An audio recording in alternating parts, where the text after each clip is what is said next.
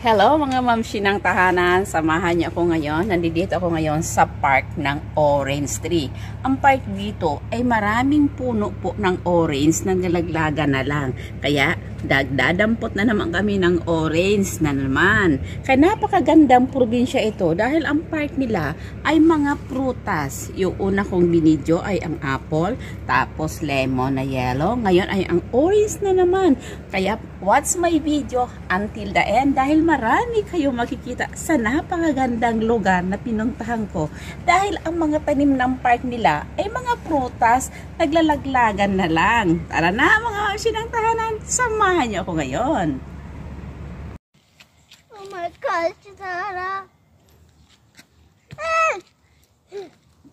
Oopsie. Oh my gosh, Sarah. Hey! Oh, Sarah. Hey! Okay, Oh my finish. You take too much orange. You. Woo, woo. 2, 1, 3.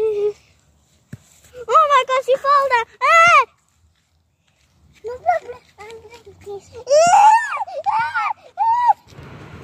Hello mga mamshi, yung pong dinampot namin sa park na mga orange, ginawa ko ngayong juice. Ayan, napakatamis at napakalinamnam.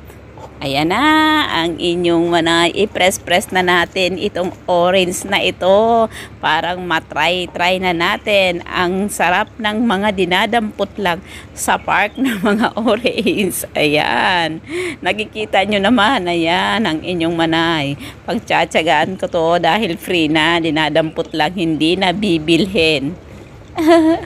Ayan, i-press natin. Ayan, you see? Mas maganda dito sa atin ang mahal-mahal ng orange, di ba? Ito dinadampot lang namin dito sa park. Mamasyal ka sa park, magdampot ka, hindi bawal. Ayan na. Ayan, ang dami na oh. Ang dami ko lang na-press. Ayan, ninyo nakikita? Oh, punta lang kayo dito sa park na ito. Ayan, you see? Ayan oh, ilagay ko na sa glass. Wow, yummy, yummy! Iinumin na ng inyong manay ng napakasarap na orange na dinampot lang sa park. Tantararan! Tumatawa lang itong mga kasama ko.